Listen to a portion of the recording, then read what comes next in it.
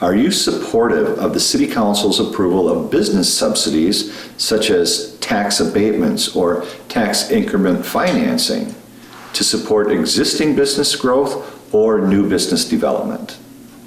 I am generally supportive of helping existing businesses grow and helping bring in new business.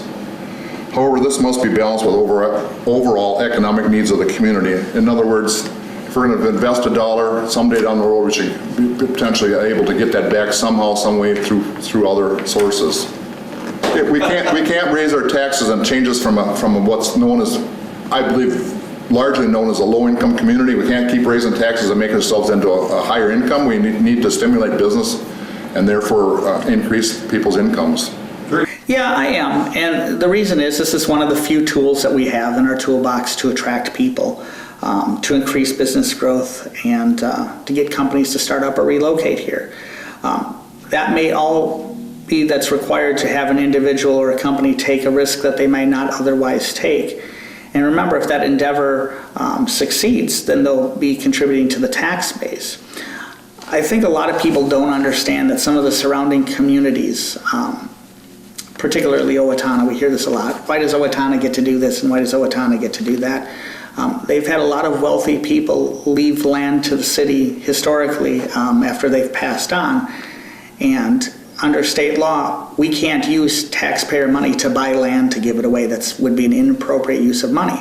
However, if I die and I leave the city of Faribault 20 acres, that's unencumbered. So they have more leeway to do things that we don't.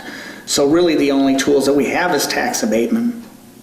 And so again, if it brings a company here or allows one to increase in size and bring in more employees, that's good for the city of Faribault all around. Yes, I am supportive of those tools to promote economic development in our town for two reasons and other things. And number one, two parts of that question are keeping the businesses that we already have here in town. The great example is the expansion of the Dakin project. Keeping 200 jobs and expanding here was a wonderful use of taxpayers' dollars, and that's what those dollars are meant for. The other one is to expand and get new businesses to come into town. And the fact of the matter is that we're competing with Lakevilles, Owatonnas, Northfields. We're all competing, and when you introduce tax increment financing and those tools, every town around are using those tools. So to keep on a level playing field, you have to use these tools.